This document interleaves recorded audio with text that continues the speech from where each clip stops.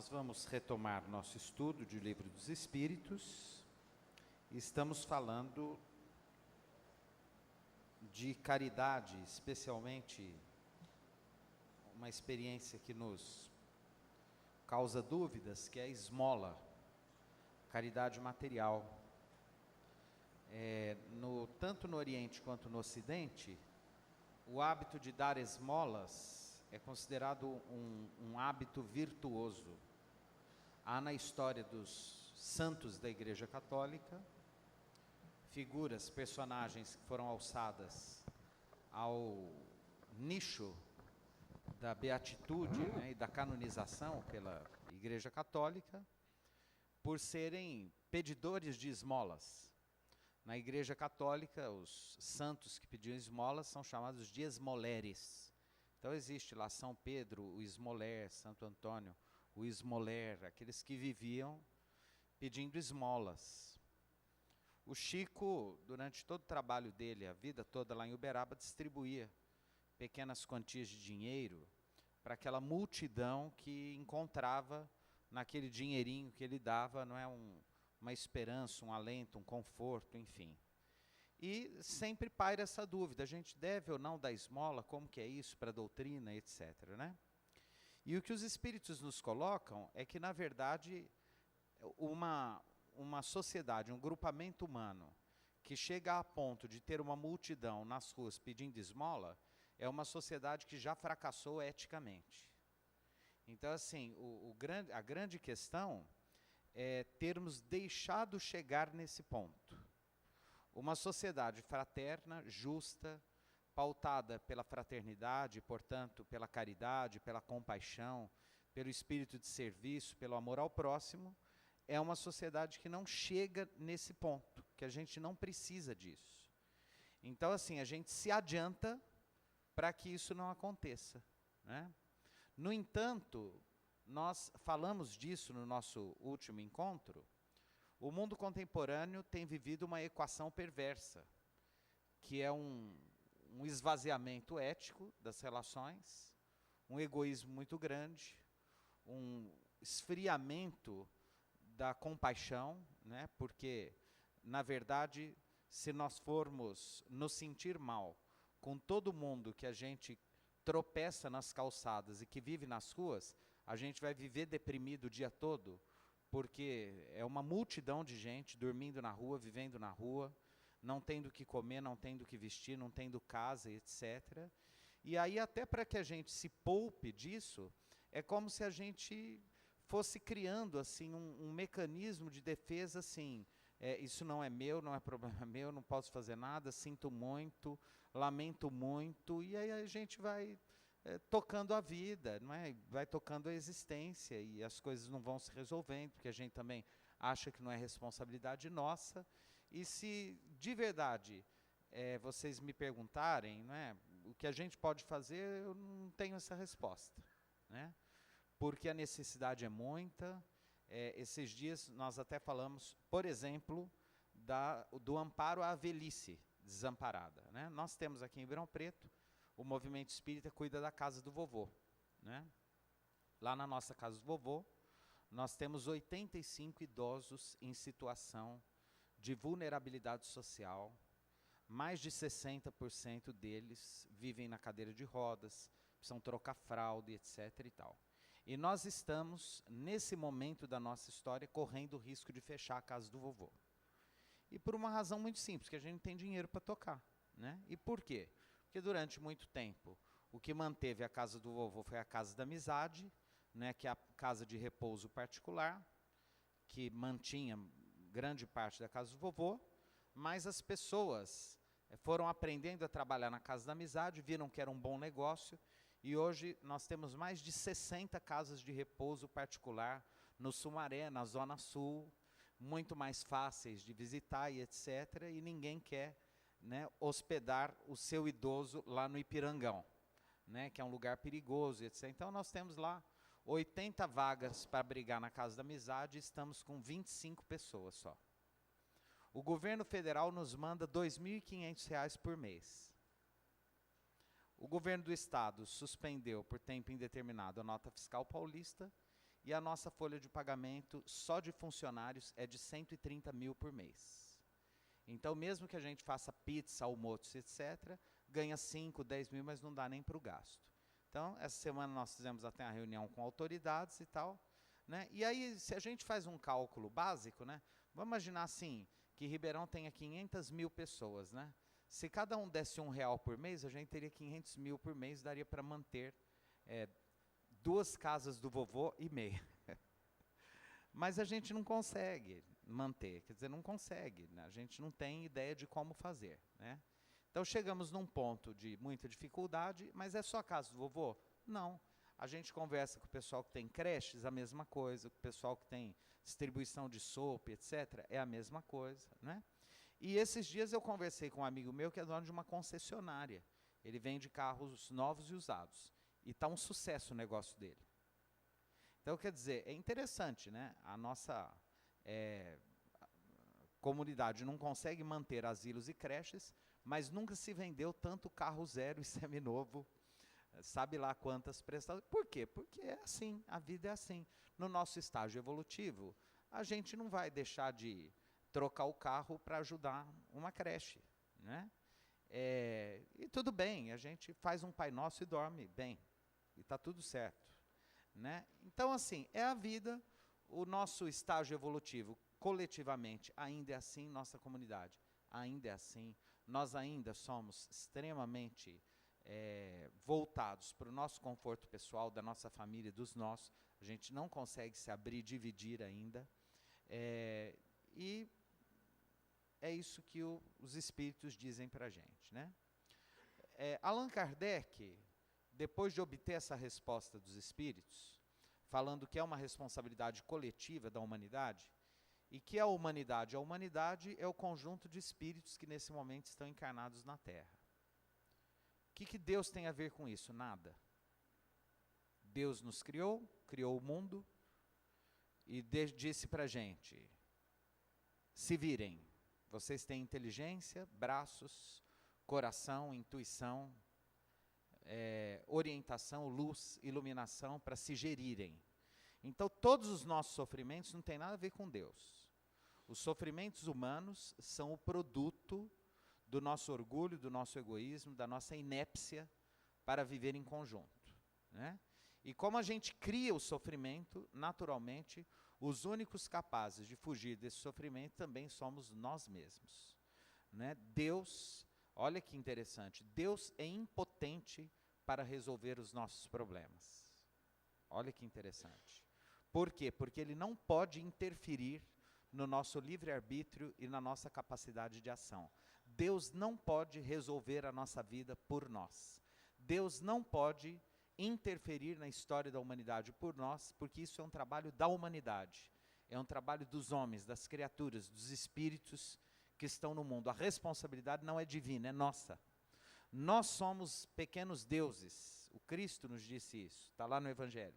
Vós sois deuses, fazei brilhar a vossa luz. Nós somos seres que podemos fazer brilhar a nossa luz. As grandes respostas não estão nas doutrinas, nos livros sagrados. As grandes verdades, as grandes respostas estão na nossa consciência, estão dentro de nós, estão na nossa inteligência, no nosso pensamento, na nossa alma, no nosso coração, na nossa intuição, não é? No nosso contato, na nossa vibração, sintonizada com os planos superiores da vida, desde que a gente consiga alçar esses planos superiores da vida. Então, é por isso que ser espírita não é fácil. Por quê? Porque nas religiões tradicionais comuns, a responsabilidade do mal é do demônio, né? Nos cultos medianímicos aí, pouco orientados, de pouco estudo, a culpa é do obsessor, é do encosto, é do espírito maligno. Na doutrina espírita bem compreendida, todo sofrimento que nós enfrentamos é responsabilidade nossa, é produto de algo que tenhamos feito e que estamos colhendo. Porque o plantio é facultativo, mas a colheita é obrigatória.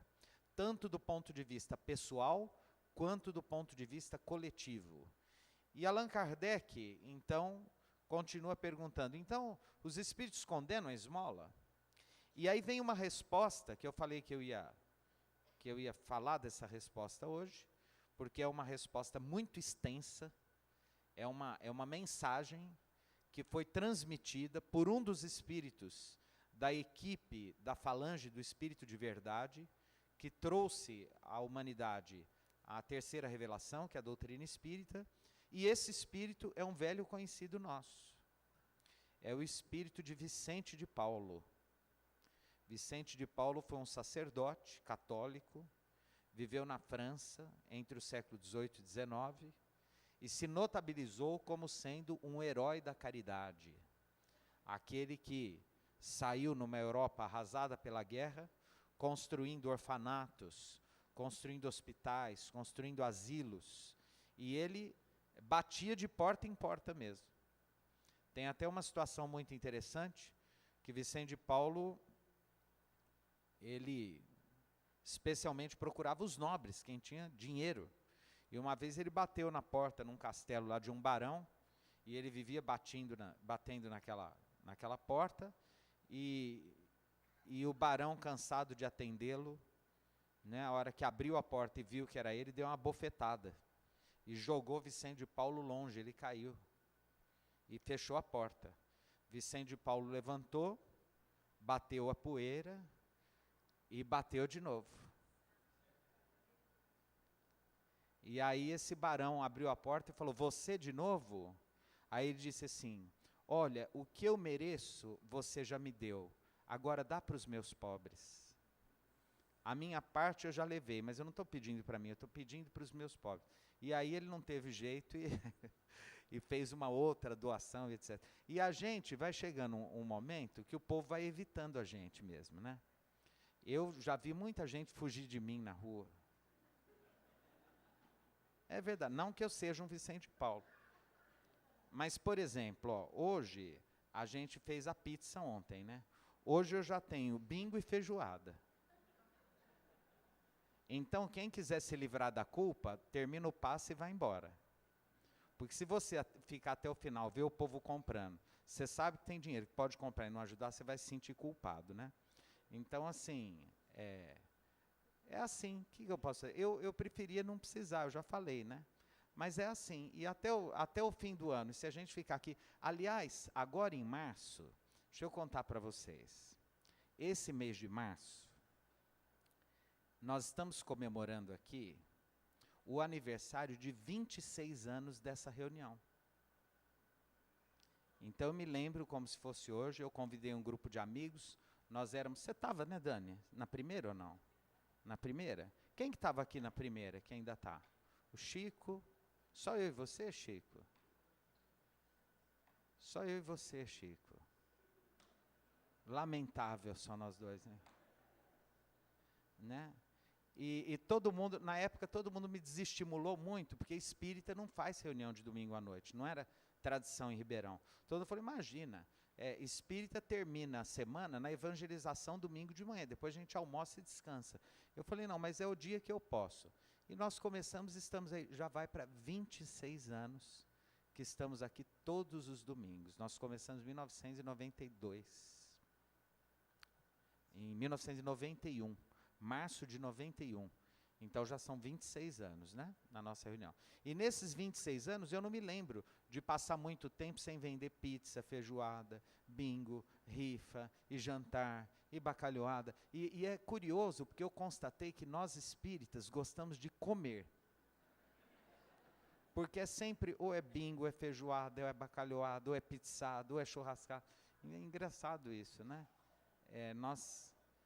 Interessante como, né? Mas não tem problema.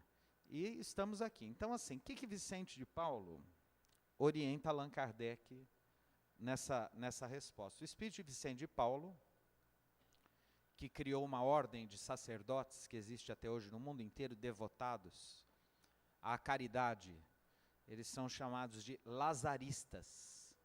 Por que são lazaristas? Porque o convento que ele criou ficava perto de uma estação em Paris de Saint-Lazare.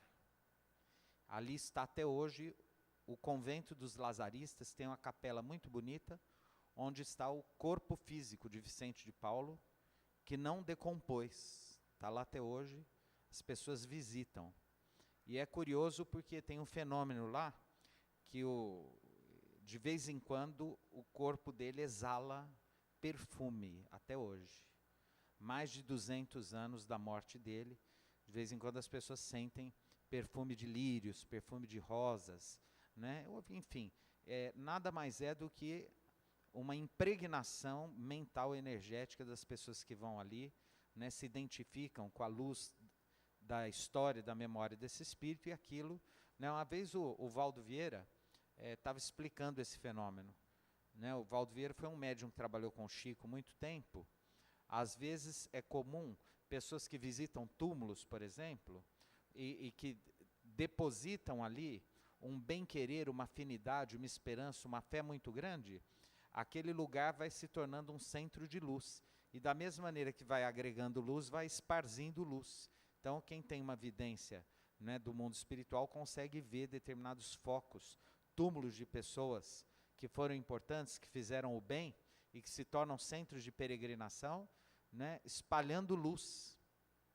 Por isso que muita gente se sente bem, obtém, né, segundo a tradição católica, graças e etc. e tal. Então, o espírito de Vicente de Paulo, que é um espírito de luz, que fez parte da falange do espírito de verdade, aqui em Ribeirão Preto, o nosso sanatório espírita é Vicente de Paulo. Foi um nome escolhido pela dona Estefânia, que também é uma orientadora espiritual nossa, né, de nossa casa, de todos quantos aqui conheceram dona Estefânia, né? E aí ele diz assim: não é esmola que é censurável, mas quase sempre a maneira por que ela é dada. O homem de bem que compreende a caridade segundo Jesus, não espera o pedido da esmola, vai ao encontro do desgraçado, sem esperar que ele lhe estenda a mão. É aquilo que a gente falou. Se adianta, se antecipa, não espera pedir, já se oferece, vai na frente. A verdadeira caridade é sempre boa e benevolente. Tanto está no ato quanto na maneira de fazê-lo. O homem de bem que compreende a caridade, né, presta esse serviço com delicadeza e não com altivez. Né? Então, por exemplo, alguém que faz e aparece nos jornais, etc. e tal, está tudo certo, faz, mas já recebeu o seu galardão. Né? Então, né, que recebe títulos honoríficos, de benemerência, etc. O que Vicente de Paulo está falando é que a caridade mesmo, aquela legítima, autêntica, é aquela feita em segredo, sem ninguém saber, que vai lá e ninguém fica sabendo. Né? Que a vossa mão esquerda não saiba o que faz a direita. O mais necessitado nem sempre é o que pede. O medo da humilhação retém o verdadeiro pobre, que quase sempre sofre sem se queixar. É a esse que o homem verdadeiramente humano sabe assistir sem ostentação. Então, às vezes a pobreza, ela surge na nossa frente, a miséria, a necessidade, de uma forma muito visível, né? No mendigo, no andarilho, né? no bêbado que vem nos... Né? Naquela pessoa toda suja, mas às vezes tem alguém precisando muito, e às vezes é um vizinho, é um parente, é um amigo, é uma pessoa da família, só que a pessoa tem tanta vergonha de pedir, né, que ela passa aquela necessidade, às vezes sofre, passa privações, e a gente não fica sabendo. E às vezes não fica sabendo porque também a gente está tão focado na nossa própria vida que a gente não presta atenção nas pessoas que estão do lado da gente. É muito comum, inclusive, a gente andar sempre de cabeça baixa e evitar olhar nos olhos para não se comprometer. Vocês já notaram isso? A gente chega no trabalho, né? E assim, como eu não quero aborrecimento, eu já faço aquela cara bem assim, não estou para conversa hoje, porque aí eu garanto que eu vou terminar o dia e ninguém vai vir me amolar. Eu já dou um jeito da pessoa perceber que eu não quero que ninguém se aproxime de mim, né? Então a gente não presta muito atenção, porque quando a gente presta um pouco de atenção, às vezes a pessoa se sente à vontade para vir e a gente não quer atender a pessoa. A gente não quer ouvir, a gente não quer ajudar, a gente não está afim, naquele dia a gente não está bem, né? E todo mundo tem isso. Tem aquele dia que a gente não está bem, não é? Né? E está tudo certo. Agora são reflexões que a gente precisa ter, né? Que o Evangelho de Jesus nos chama a esse pensamento, a essa transformação, né? Essa consciência. E aí Vicente de Paulo continua, né? Amai-vos uns aos outros, eis toda a lei. Não esqueceis jamais que o espírito, qualquer que seja o seu grau evolutivo, seu adiantamento, sua situação, como reencarnado ou na sociedade, está sempre colocado entre um superior que o guia e aperfeiçoa, e um inferior perante o qual tem deveres iguais a cumprir. Sede, portanto, caridosos. Ao invés de desprezar as pessoas, a ignorância e o vício, instruí-vos, sustentai-vos e moralizai-vos. Então, eu estou fazendo uma síntese aqui, ele vai falando outras coisas, né? Então, o que o Vicente de Paulo tá dizendo é assim. Como que a gente vai traduzir isso aqui? A gente vai traduzir da seguinte forma. Nós não temos como acabar com a pobreza, a miséria e o sofrimento do mundo. Mas, em torno de nós, dentro das nossas possibilidades, a gente pode ajudar a fazer alguma coisa, não é? Sabem que eu, como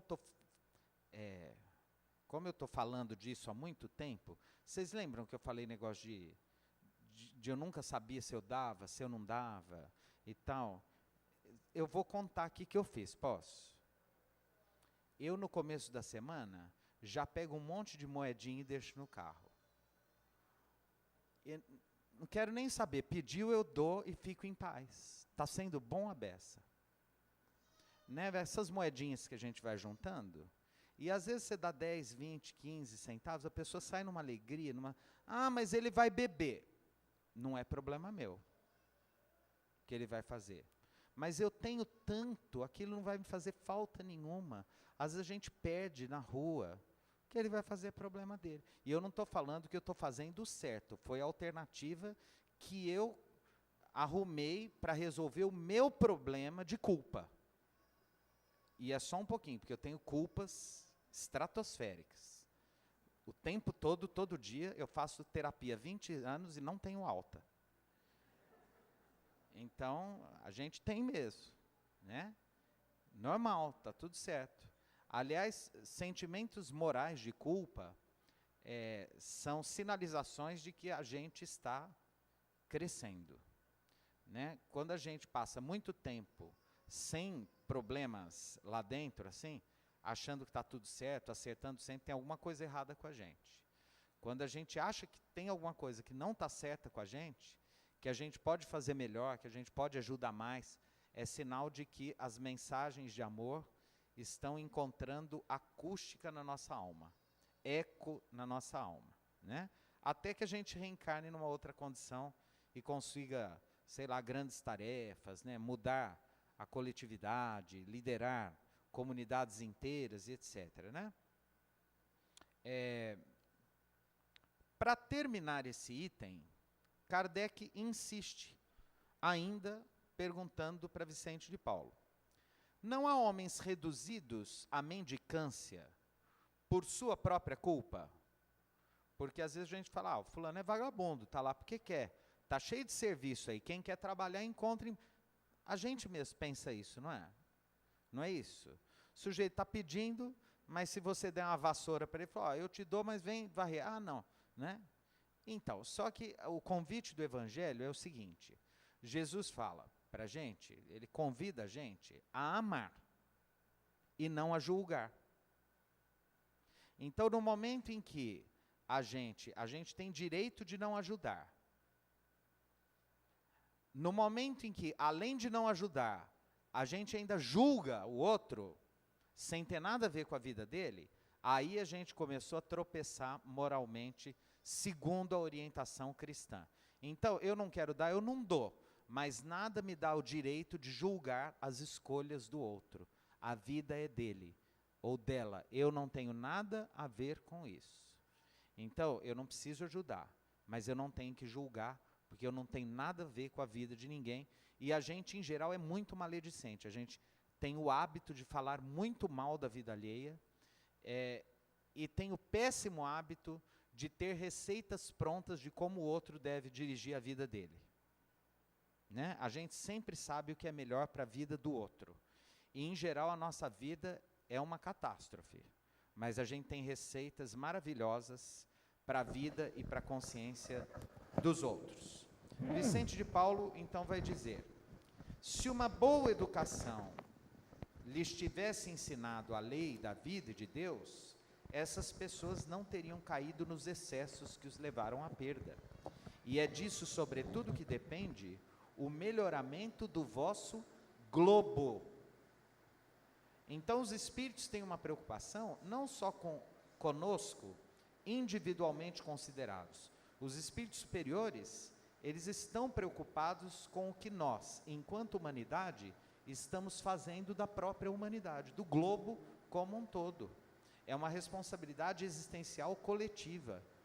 Cada gesto nosso, né, empreende uma transformação na nossa vida, mas também na vida de todos aqueles que estão reencarnados nesse momento na Terra. E por isso nós somos tão responsáveis, né? O que seria um bom início é a mudança dos nossos valores, né? De verdade. O dia que a gente conseguir ser menos fútil, gastar menos com bobagem, fazer menos conta de coisa que de verdade não é importante, né? Eu sei que eu vou falar de uma coisa aqui que eu acho um bom exemplo, né? Eu fico pensando, se eu fosse uma pessoa muito rica, existe um tipo de compra que eu acho que eu nunca ia fazer, mesmo que eu fosse muito rico, que é joia. Eu acho assim, gastar com joia uma coisa tão imbecil, porque a gente passa em loja de bijuteria, tem biju muito mais bonito que as joias. E por R$10 você compra um brinco que faz uma vista danada, e o sujeito gasta às vezes 1 milhão, 200 mil com um anel de diamante e tal, para o ladrão entrar na casa dele e roubar, e às vezes até matar alguém da família dele e tal, ou puxar né? Lógico, cada um é que sabe o que fazer com o seu dinheiro, mas eu acho uma coisa boba. Uma humanidade que ainda produz objetos sem nenhuma importância, que porque tem um brilhinho vermelho, ou um brilhinho branco, ou um brilhinho azul, valem milhões, enquanto outros milhões não têm o que comer, é uma humanidade idiota, que não está entendendo nada. Então a gente pode começar mudando alguns valores nossos, né? Tentando ter uma vida mais simples, mais modesta, né? O Chico sempre dizia que na oração do Pai Nosso, Jesus nos ensina a pedir o pão nosso de cada dia. E ele fala o pão nosso de cada dia, ele não fala assim, o pão nosso de cada semana, de cada mês, de cada ano. Ele fala o pão nosso de cada dia. E tem mais, ele não fala assim, ó, o pão, a manteiga, o presunto, o queijo, o requeijão. Ele fala só o pão. E aí o Chico, que era muito piadista, falava assim, o problema é que Jesus nos ensina a pedir o pão nosso de cada dia. Aí ele dizia assim, da manteiga em diante o ser humano começa a escorregar. E é verdade, né? Então esse é o tema que nós abordamos essas semanas todas, esse compromisso que o cristão tem com o mundo, com a coletividade, com as pessoas, né? Com os vizinhos, com os amigos, com os parentes, com os pobres, com as crianças, com os idosos, com os doentes. Se nós já estamos em condição de servir e de ajudar, nós temos tanto, não percamos a oportunidade de fazê-lo, tá bom?